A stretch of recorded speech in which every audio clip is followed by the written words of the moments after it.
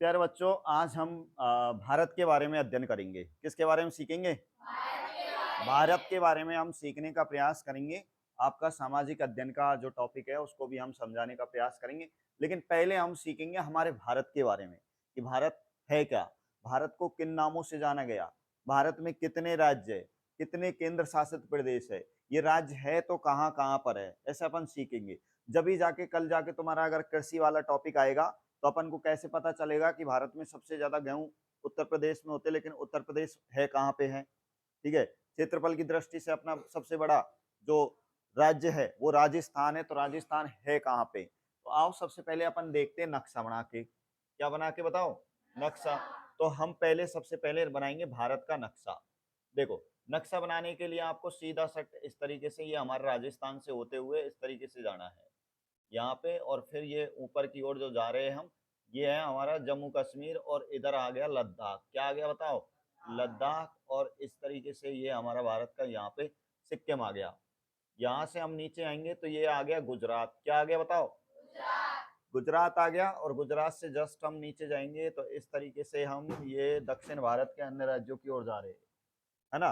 अन्य राज्यों की ओर जा रहे हैं, और अन्य राज्यों की ओर इस तरीके से जा रहे हैं। तो अलग अलग राज्यों से गुजरते हुए इस तरीके से जा रहे हैं। आओ शुरुआत करते हैं पूरे इंडिया की। ये हमारा बन गया इंडिया। ये जो देश लटक रहा है यहाँ पे, ये है श्रीलंका। कौन सा देश है बताओ? श्रीलंका। अब आओ यहाँ पे अपन ये भी बाउंड्री खींच देते हैं। ये बाउंड्री अपने भारत की नहीं है, ये नेपाल की बाउंड्री है। किसकी बाउंड्री है बताओ? ठीक है, नेपाल की बाउंड्री है। अब अपन देखते हैं कि हमारे भारत को किस तरीके से बांटा गया है। सुविधा की दृष्टि से हमारे भारत को हमने 4 भागों में तोड़ दिया। कितने भागों में तोड़ दिया बताओ? 4 भागों में तोड़ देंगे। लो, 4 भागों में तोड़ दिया। एक ये लो, ये हो गया उत्तर दिशा। ये कौन सी दिशा हो गई बताओ? ये दिशा हो गई दक्षिण दिशा। कौन सी दिशा? चलो, एक भागों में और तोड़ दिया हमने। ये लो, ये दिशा हो गई कौन सी बताओ? पश्चिम। और ये कौन सी दिशा है इधर? पूरब। ठीक है, आपको पता होना चाहिए सूर्य किधर से निकलता है, तो सूर्य इधर से ही निकलेगा ना।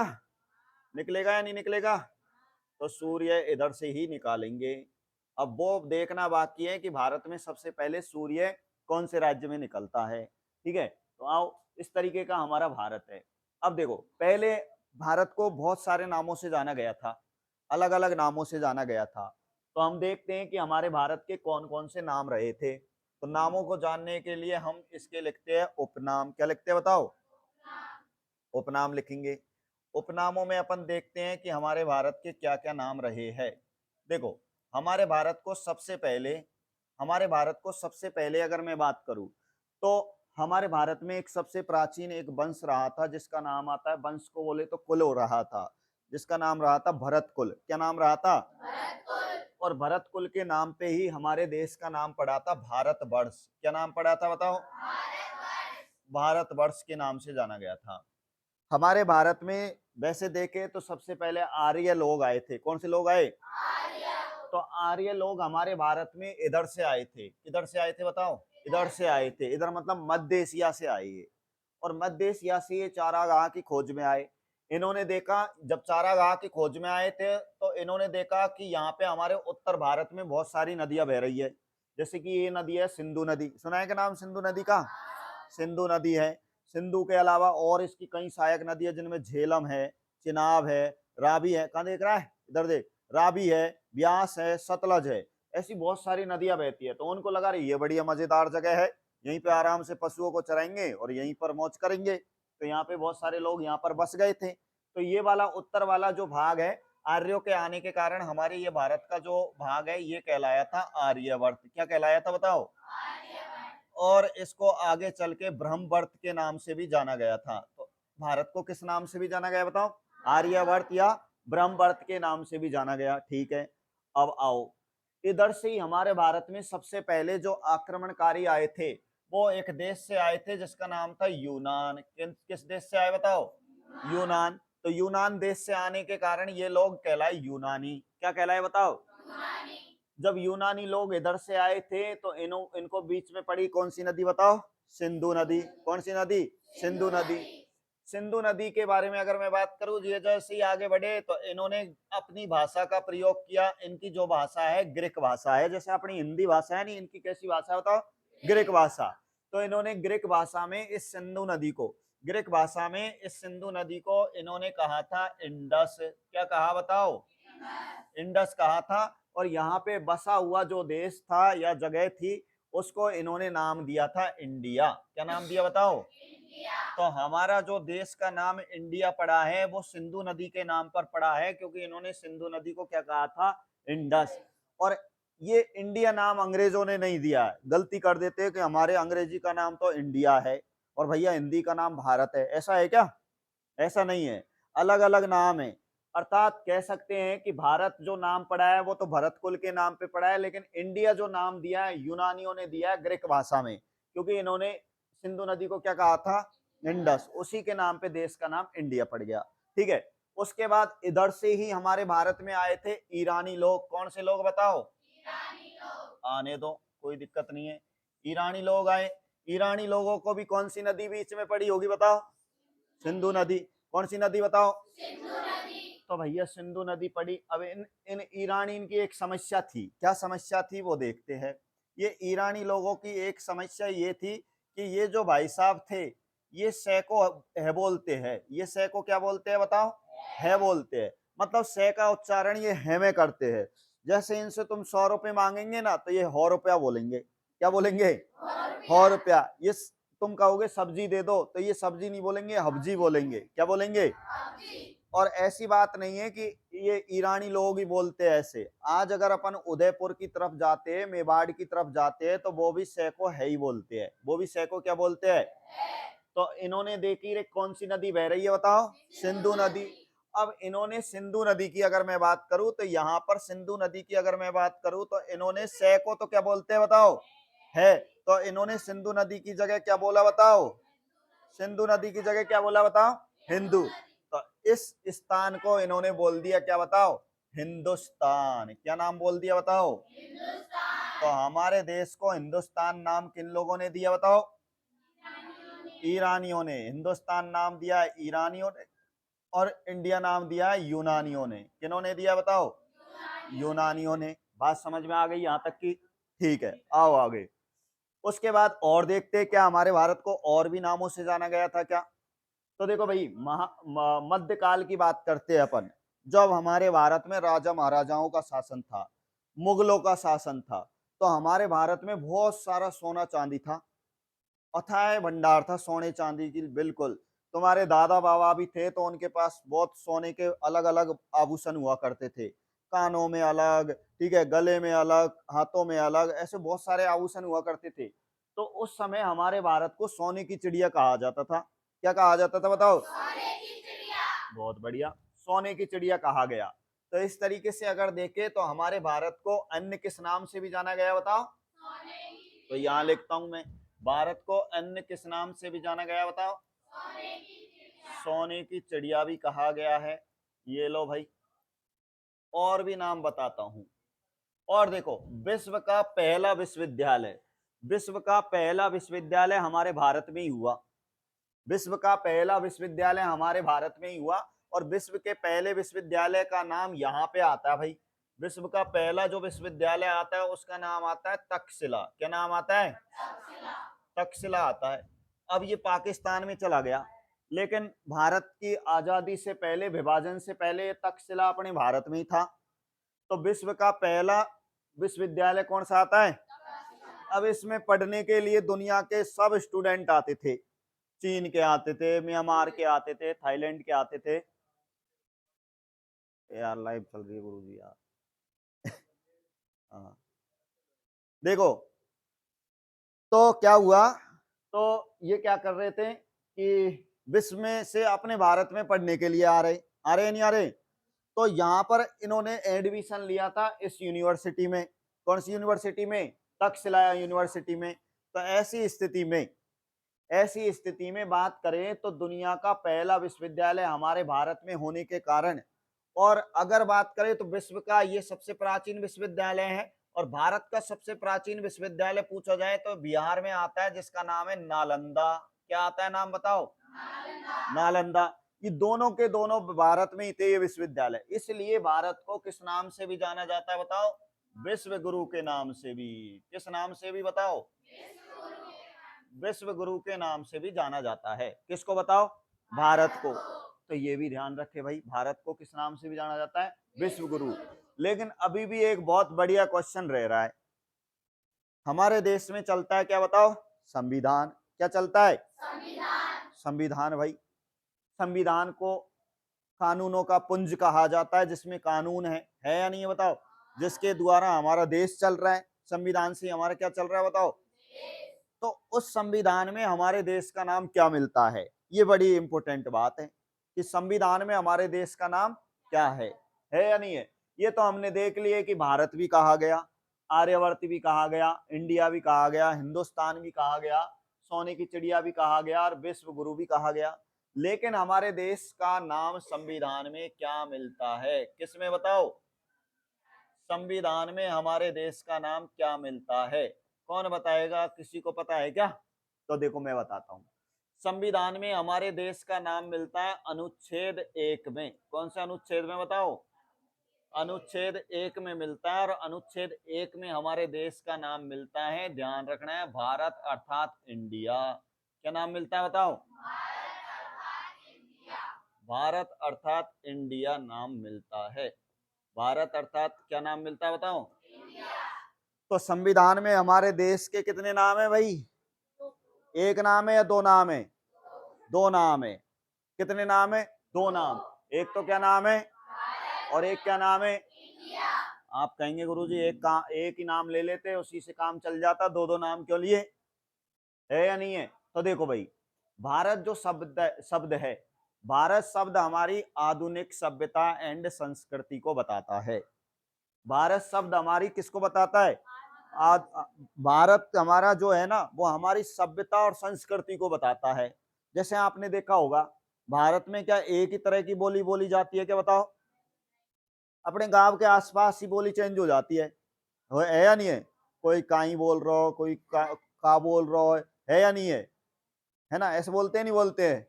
तो मतलब अपने देश में तो बहुत सारी अलग अलग भाषाएं हैं।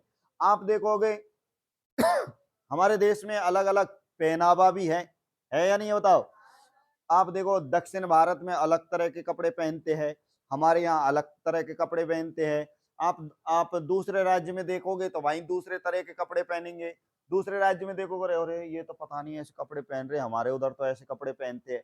तो ये हमारी सभ्यता ही है, ये हमारी संस्कृति है। तो ये तो भारत शब्द तो हमारी सभ्यता और संस्कृति को बताता है। लेकिन इंडिया शब्द हमारी आधुनिकता को बताता है। किसको बताता है बताओ? आधुनिकता को। हम कोई भी दूर दूर दुनिया में जाते हैं तो आराम से हम अंग्रेजी बोल लेते हैं, उन्हीं की तरह हम दूसरे देशों की तरह हम भाषा बोल सकते हैं, उन्हीं की तरह हम कपड़े पहन सकते हैं, उनकी बराबरी कर सकते हैं, उनसे होड़ कर रहे हैं। तो ये हमारी क्या है बताओ? आधुनिकता। क्या है बताओ? आधुनिकता। इसीलिए हमने संविधान में कितने शब्दों को लिया बताओ? दोनों शब्दों को लिया है। तो ये इस तरीके से हमारे भारत का ये तो हो गया क्या? परिचय। ये क्या हो गया बताओ?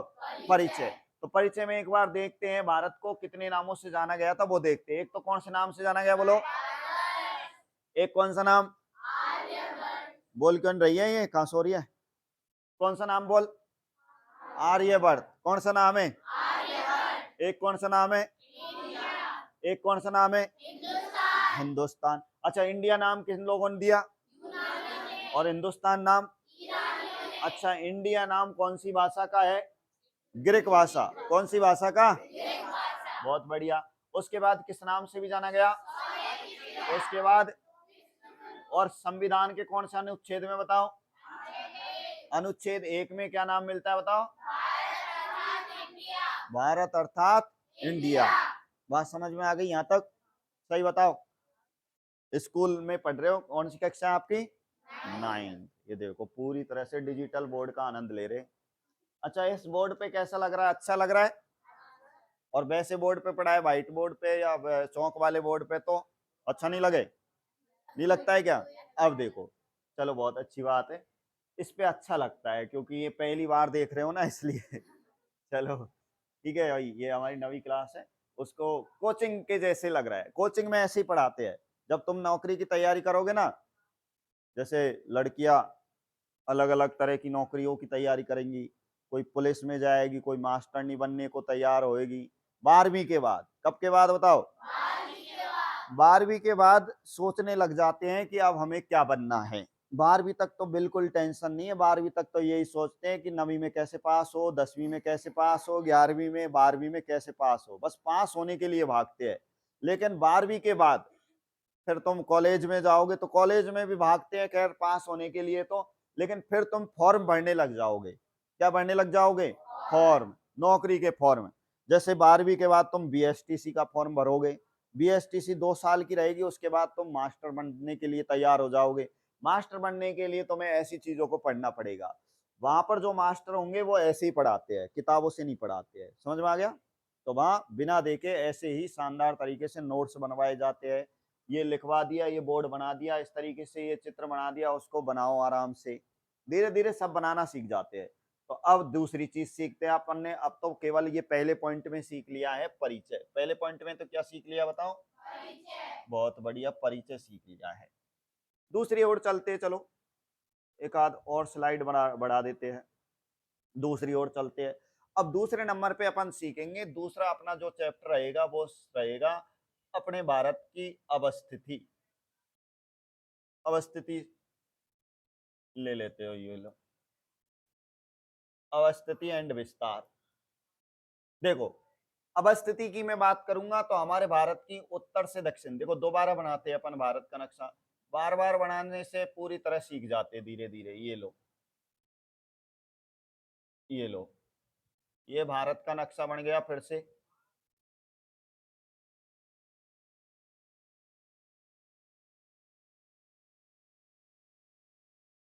ये लो भाई,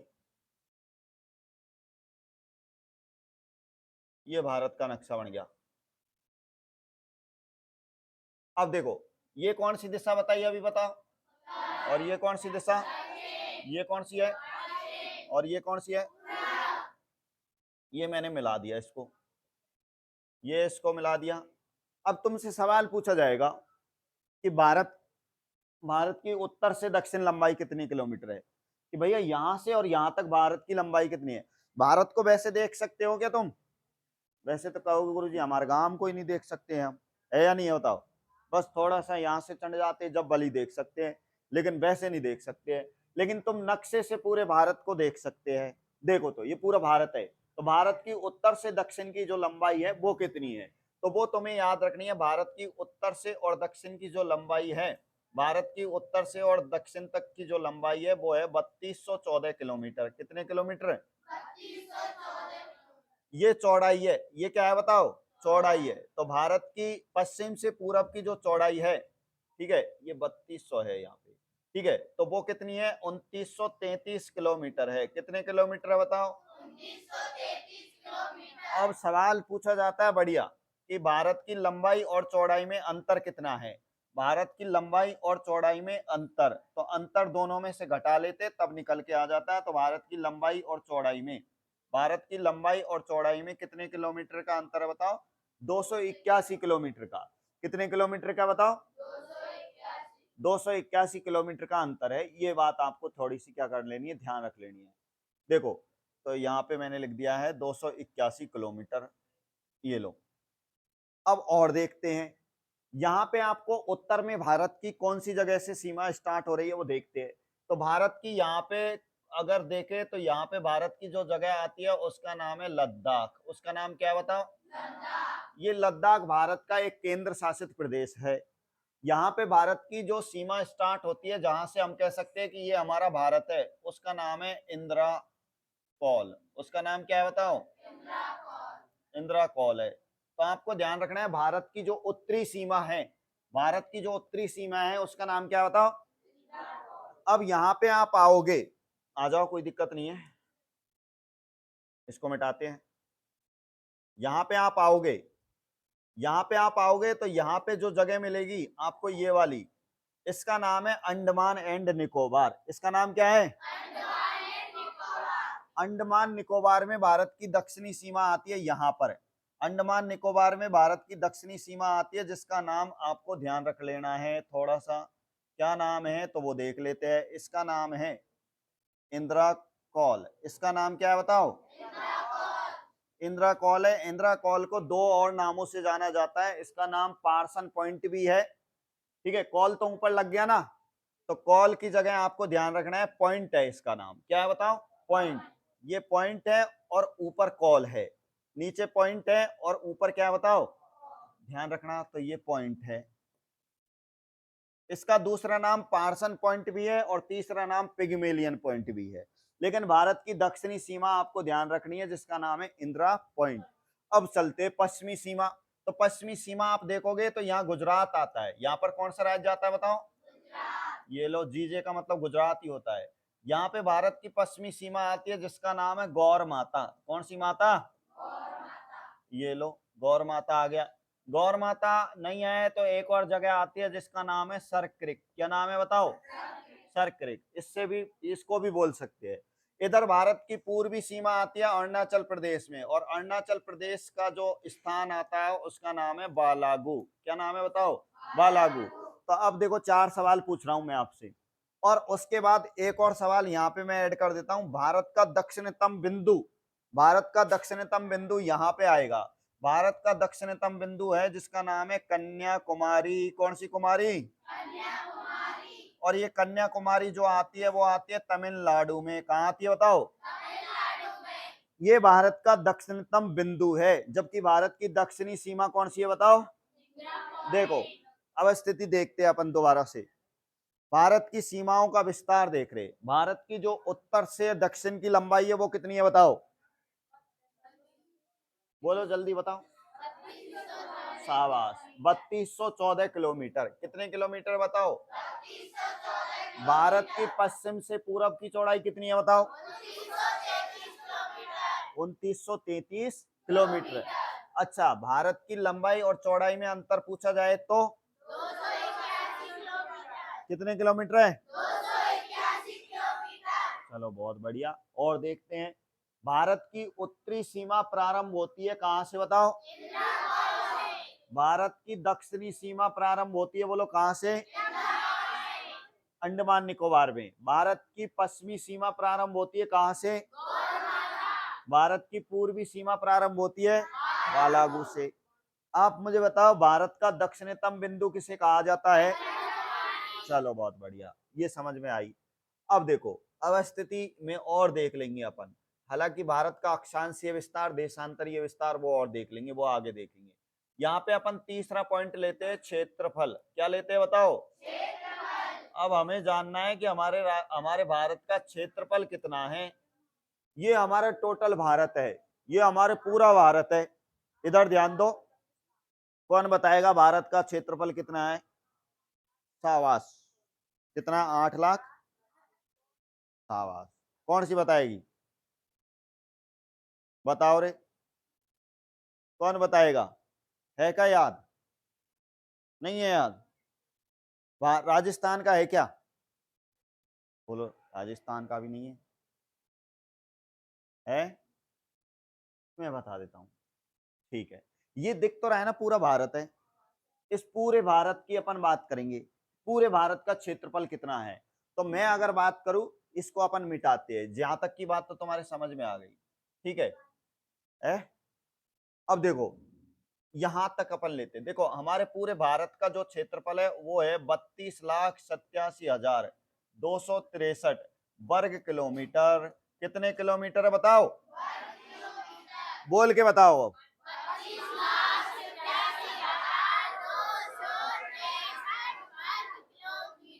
शाबाश। अब भूलोगे क्या? भूलोगे? कौन कौन भूलेगा बताओ? भूलेंगे तो एक बार और बोल के बताओ।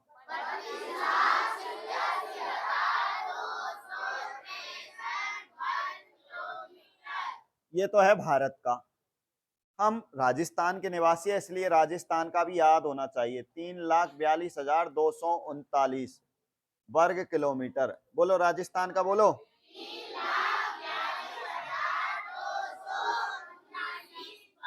किलोमीटर। ठीक है, किस किसने नहीं बोला? सबने बोला? ठीक है, तो देखेंगे, कल पूछ के देखेंगे एक बार। देखो, ये पूरे भारत का क्षेत्रफल है। अब हम बात करें विश्व की, किसकी बात करें बताओ, कि विश्व में हमारे भारत का क्षेत्रफल कितना है। तो विश्व लेवल पे अगर मैं बात करूं तो विश्व तो बहुत बड़ा है ना, लेकिन विश्व में हमारे भारत का जो क्षेत्रफल आता है वो आता है 2.43%। कितना परसेंट, 2.4 भी कह सकते हैं, वो तो मैंने पूरा तोल के बताया, 2.4 भी आता है, लेकिन पूरा का पूरा पूछे तो 2.43, 2.4 आ जाए तो भी गलत नहीं है। अब देखो भाई, क्षेत्रफल की दृष्टि से, क्षेत्रफल की दृष्टि से हमारे भारत का विश्व में कौन सा स्थान है बताओ, 7वां स्थान है। क्षेत्रफल की दृष्टि से हमारे भारत का विश्व में कौन सा स्थान है, 7वां स्थान है। ठीक है, वो 7 देश और देख लेते हैं कौन कौन से हैं जिनका सबसे बड़ा स्थान है। देखो भाई, यहाँ पे देखते हैं हमारे भारत से पहले और कौन कौन से देशों का नाम आता है क्षेत्रफल में। तो देखो, क्षेत्रफल की दृष्टि से विश्व का सबसे बड़ा देश देखने वाले हैं अपन। नक्शे में बताऊं या वैसे ही बताऊं, वैसे ही बताओ, चलो ये बेचारे बोल रहे वैसे ही बता दो। देखो, विश्व का सबसे बड़ा देश, विश्व का सबसे बड़ा जो देश है उसका नाम है रूस। उसका नाम क्या बताओ, रूस है। रूस क्या नाम है बताओ, रूस है भाई, ये लो। दूसरे नंबर पे जो आता है विश्व का दूसरा बड़ा देश, उसका नाम है क्या बताओ, कनाडा। क्या नाम है, और तीसरे नंबर पे जो देश आता है उसका नाम क्या बताओ, चीन। और चौथे नंबर पे जो देश आता है वो आता है अमेरिका। और पांचवें नंबर पे जो देश आता है उसका नाम है ब्राजील। क्या नाम है बताओ, और छठे नंबर पे जो देश आता है उसका नाम है ऑस्ट्रेलिया। क्या नाम है बताओ, तो सातवें नंबर पे कौन सा है बताओ, शाबाश। सातवें नंबर पे जो आता है विश्व में सबसे बड़ा देश क्षेत्रफल में, उसका नाम क्या बताओ, भारत। और भारत के बाद और पूछ ले तो भारत के बाद का जो बड़ा देश है उसका नाम है अर्जेंटीना। कौन सा है रे, ठीक है ना। केवल ये बता रहे हैं विश्व में भारत का कौन सा स्थान आता है बताओ, 7वां। 6 बड़े देश और है, तो सबसे बड़ा देश कौन सा है बताओ, और रूस से छोटा कनाडा। समझ में आ गई बात। तो इस तरीके से ये बड़े देश देख लिए अपन ने। अब देखो और देखते हैं, ठीक है, और क्या देखते हैं, अब हमारे भारत की देखते हैं। भारत विश्व में 7वां स्थान तो रखता ही है। भारत क्षेत्रफल में कौन सा स्थान रखता है बताओ, अब हम भारत में क्षेत्रफल की दृष्टि से देखेंगे बड़ा राज्य, कौन सा राज्य देखेंगे बताओ, कि क्षेत्रफल की दृष्टि से भारत का सबसे बड़ा राज्य कौन सा है। फिर देख लेंगे भारत का क्षेत्रफल की दृष्टि से छोटा राज्य कौन सा है, तो कौन बताएगा क्षेत्रफल की दृष्टि से भारत का सबसे बड़ा राज्य कौन सा है, कौन बोलेगा, शाबाश, बहुत बढ़िया। क्षेत्रफल की दृष्टि से भारत का सबसे बड़ा जो राज्य है उसका नाम है राजस्थान। और सबसे छोटा पूछा जाए तो सबसे छोटा है गोवा। सबसे छोटा है कौन सा है बताओ, अब देखते हैं ये कहां कहां पर बैठे हुए हैं। देखो नक्शे में आओ, नक्शे में आते हैं तो हमारा नक्शा आ रहा है जिसमें आपको बताते हैं। देखो यहां पर तो गोवा आता है, यहां पर तो आता है क्या बताओ, गोवा आता है। ये जो कि क्षेत्रफल की दृष्टि से कैसा राज्य है, सबसे छोटा। सो रहे हैं क्या, सही कर हड्डी को, दीवार के लग रहा है। उसके बाद क्षेत्रफल की दृष्टि से बड़ा राज्य आता है यहाँ पे जो हमारा राजस्थान है। ठीक है, तो 2 राज्य सीख गए ना, एक तो कौन सा सीख गए यहाँ, और एक कौन सा सीख गए, शाबाश। अब देखो और सीखते हैं। ये तो क्षेत्रफल की दृष्टि से बात हो गई। अब देखो जनसंख्या की दृष्टि से और बात कर लेते हैं। किसकी दृष्टि से बताओ, जनसंख्या की दृष्टि से और बात कर लेते हैं। जनसंख्या की दृष्टि से हमारे भारत की बात ही करेंगे। जनसंख्या की दृष्टि से हमारे भारत का विश्व में कौन सा स्थान है बताओ, दूसरा। कौन सा स्थान है, अच्छा दूसरा स्थान है। तो हमारे मुंड पे कौन बैठा हुआ है पहले स्थान पे, चीन। कौन सा देश बैठा हुआ है, चीन बैठा हुआ है। जनसंख्या की दृष्टि से विश्व में सबसे ज्यादा जनसंख्या वाला देश कौन सा है, और दूसरे नंबर का कौन सा है, ठीक है। भारत की मैं बात करता हूं कि जनसंख्या की दृष्टि से बड़ा राज्य कौन सा है और छोटा राज्य कौन सा है। तो देखो बड़ा राज्य देख लेते हैं सबसे पहले। सबसे ज्यादा जनसंख्या वाला राज्य कौन सा है, चलो छोटा राज्य देख लेते हैं। सबसे कम जनसंख्या वाला राज्य कौन सा है? देखो, भारत में सबसे ज्यादा जनसंख्या पाई जाती है यूपी में। कहां पे बताओ? यूपी का मतलब क्या है? हाँ। सबसे कम जनसंख्या वाला राज्य अगर पूछा जाए तो उसका नाम है सिक्किम। कौन सा नाम है बताओ? सिक्किम है।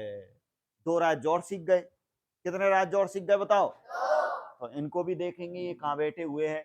तो देखो, उत्तर प्रदेश कहाँ है, सिक्किम कहाँ है, ये देखते हैं। आओ नक्शे में ढूंढते हैं इन दोनों को। तो देखो, यहाँ पे ये जो चोटी सी निकल रही है ना, ये वाली, ये तो है सिक्किम। ये तो क्या है बताओ? और यहाँ पे जस्ट इधर की तरफ आओगे तो यहाँ पे आता है उत्तर प्रदेश। क्या आता है बताओ? तो इस तरीके से हमने क्षेत्रफल की भी क्या कर लिया बताओ? बात कर ली है। समझ में आ गई बात? तो आज अपन ने 3 पॉइंट पढ़ लिए। कितने पॉइंट पढ़ लिए? एक तो देख लिया परिचय, एक देख लिया अवस्थिति, एक देख लिया क्षेत्रफल। हालांकि अवस्थिति की मैं बात बताऊंगा, अक्षांशीय और देशांतरीय विस्तार और पूछते हैं, तो वो भी अपन देखेंगे। अब देखो, एक लास्ट बात और बता देता हूं कि हमारे भारत का आकार कैसा है। हमारे भारत का क्या बताओ? आकार कौन बताएगा? कैसा लग रहा है ये? तो हमारे भारत का जो आकार है वो है चतुष्कोणीय। कौन सा है रे? भारत का जो आकार है वो कैसा है बताओ? चतुष्कोणीय है। 4 कोणों वाला दिखाई देता है। देखो, 1 कोणा, 2 कोणा, 3, 4, चतुष्कोणीय है। भारत का आकार कैसा है बताओ? चतुष्कोणीय है। ठीक है, तो ये 3 पॉइंट पढ़ लिए हैं। इससे आगे के पॉइंट अपन पढ़ेंगे कल। कब पढ़ेंगे? कल। इसको बंद कर दे, कल पढ़ेंगे। तो बहुत है आज के लिए तो।